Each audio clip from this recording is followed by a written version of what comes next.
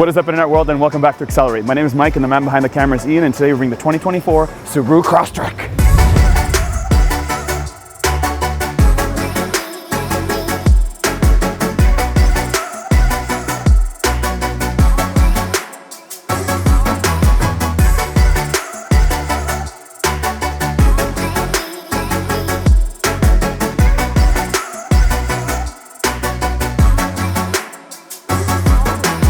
The last time we had a Subaru Crosstrek, we took it off-roading. We went mudding, we ran it through water, we tried to get it stuck, and it was so capable. I was super impressed, and that's why today at the Chicago Auto Show, I wanted to spend some time with it and show you guys what it's all about. Now, the old joke with Subaru is that you can pass it on from generation to generation. These things do not die. They're built so solid, and obviously built in Japan. Some are built in the US, but most of them are built in Japan. Now we're going to find out in 2024 if it's worth investing into one of these, the 2024 Subaru Crosstrek. So I used to own two Subarus, a 1999 Legacy and a 2005 STI. And one thing I can tell you about them is that they're just not the best looking vehicle. I don't know what it is, but it's like they make it kind of ugly to separate themselves from everybody else that looks kind of the same. So what should you pick, bland and boring, or like kind of odd and ugly? Let me know in the comments below. So there are two engines offered in the Crosstrek. The base motor that makes 100 and a whopping 52 horsepower and 105 pound-feet of torque, and that's mated to, of course, you guessed it, a CVT. I don't know what it is, but they just love their CVTs. This floor is totally tripping me out. The second motor, if you get the Sport or the Limited, makes 185 horsepower and 178 pound-feet of torque out of the 2.5 liter that they've had forever. So of course, as I mentioned, it does have the CVT, but if you have the X mode on, you actually get a second run and it goes faster off-roading, which is something unique about Subarus that nobody else seems to offer. To the front, well, you have more angular, bumped out little casing for your headlights. You've got the DRLs and of course a projector. Now the big difference here is right here. They've added these little gold little ticks, but upside down ticks. And of course you have the fog lights and your typical Subaru sort of plastic, and you'll find this plastic very similar to all other Subarus. It's like this durable piece, and it's all over the vehicle. Now moving to the middle, you have a larger grille and you have this black accent that runs from end to end. You have this massive Subaru logo right in the middle, and then moving down you have a little bit more of these, like what I would assume are radars hiding there. And then moving down, you have your lower valence, and this is again more rugged, durable, designed to get dirty, easy to pressure wash off. Now when looking at this hood, it looks very flat, but it's actually not. It's got a bump here, and then it's got this crease all the way around. It's very subtle, especially in this color. You can't even see it in this like camo style green, and this is a pretty popular color. Toyota has their blues, and Subaru has this green camo look. And of course you get Subaru's patented eyesight that watches the road ahead of you, keeps you in your lane, stops and goes. To the side of the Subaru Crosstrek. Now you have this fender flares that are plastic, similar to the old one, easy to clean, and underneath you have an inner fender liner that is plastic, so if you do take this thing mudding, easy to power wash, and that's what it's designed to do. To the 18-inch wheels, baby. Like, you guys can make better looking wheels than this. Come on, please, Subaru. But anyways, people buy them, so I'm not one to judge. Moving along, you've got the Sport badge right here with yellow on the inside. Kind of odd place to put it. Generally, they're about here, but hey, they decided to put it on the door. It is what it is. Moving down, you have more of this shiny gold or yellow that seems to flow everywhere in this Crosstrek. Now, I don't know, it's just a real funny one. It's not even gold, it's like this shiny yellow. I can't even call it gold, it's shiny yellow. Come take a closer look. Now moving up, you have this piano black metallic housing.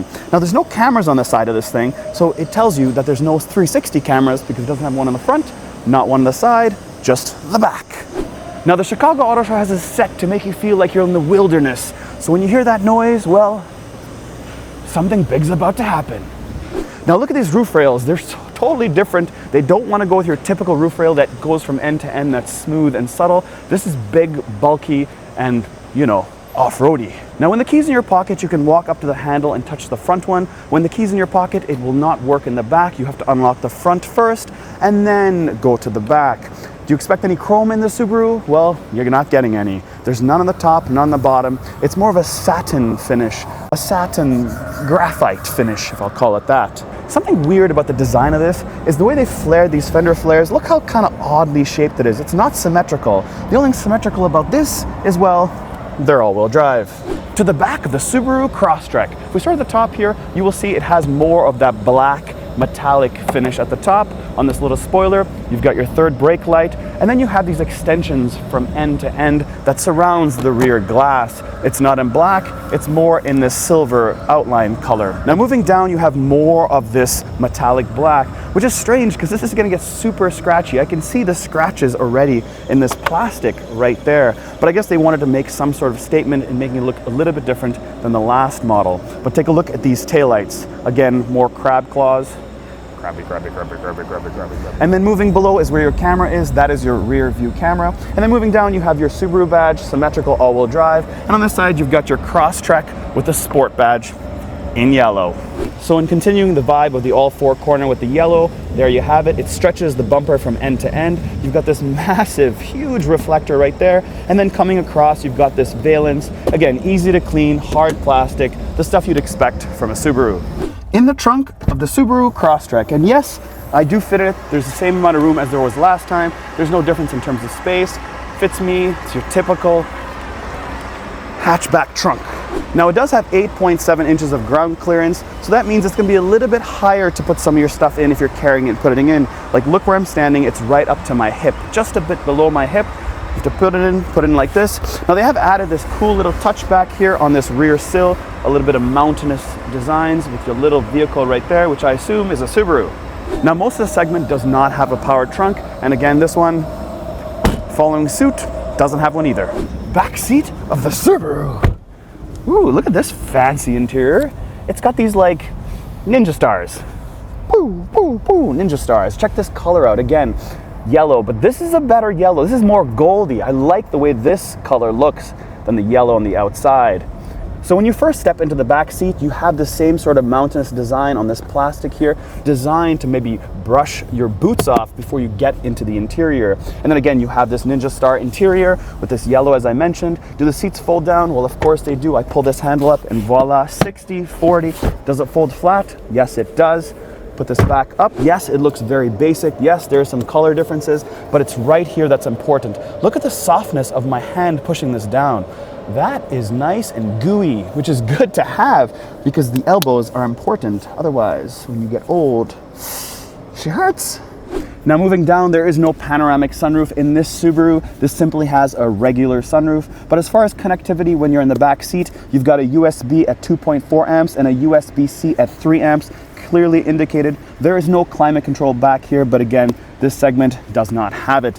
As far as storage goes, there is one pocket behind the passenger seat. There's nothing behind the driver's seat. And as far as height and booty movement back here, I'm 5'9" and I have a little bit tight.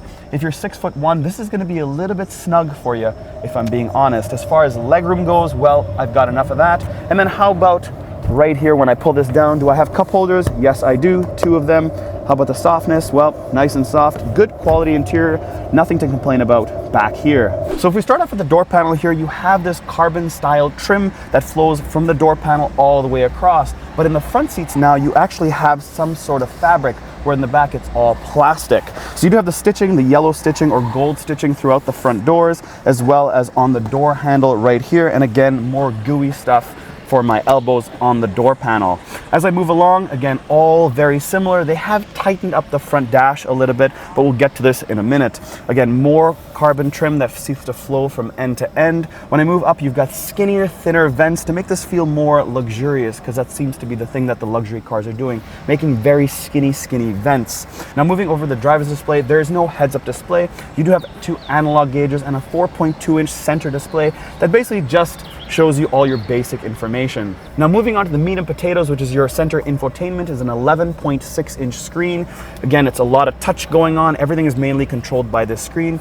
So on the top left, you have your hazard buttons. You have 2 rotary knobs, clearly indicated volume and tune. You've got your front defrost and of course your dual climate control left and right. Everything else is controlled by this screen. Now more important things that you guys need to know. There are 3 pedals. One is a dead pedal that has aluminum around it. Obviously your brake and your gas, they are all aluminum. Really nice piece. When you first open the door and you see it, you think, man, It's sporty, easy, durable. The other thing to note is there's no passenger power seat. It is manual. There is power seat for the driver and there is lumbar for the driver, but no lumbar or power for the passenger. Important to note. Now, if we move down from the screen, it does have a USB, a USB-C, and an auxiliary plug. The USB is 2.4 amps, the USB-C, just like the back, is 3 amps, and then you do have wireless charging for your phone down here. And I like it because it's solely dedicated to wireless charging. It's not deep, you don't have a lot of stuff you can put in, it's just strictly for your phone. And it does have a light letting you know that it's charging right now. And moving down from there, you have more of this graphite piano black style here. Will get a bit dusty, as you can see. I guess you got to clean it. You'll see the marks with my fingers even right now.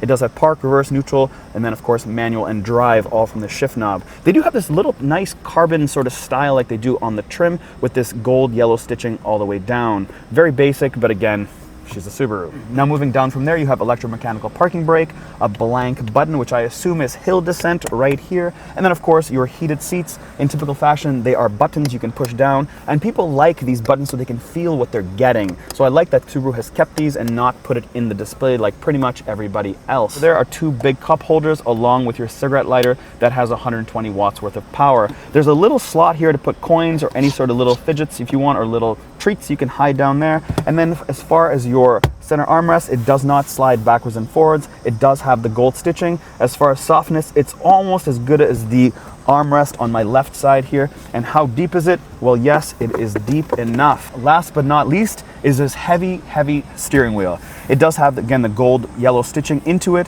but the buttons, it's overload on buttons here. You do have skipping track, your source, of course you can toggle up and down. You've got your phone, all your phone buttons here. You've got your volume on your left, and on the right side is all to do with the car and driving dynamics. So you have your adaptive cruise control, you've got your, this is crazy, you've got your lane assist, all the buttons here, and then you have drive modes right on the steering wheel. There's no drive modes anywhere else. It's on the steering wheel right here, S and I.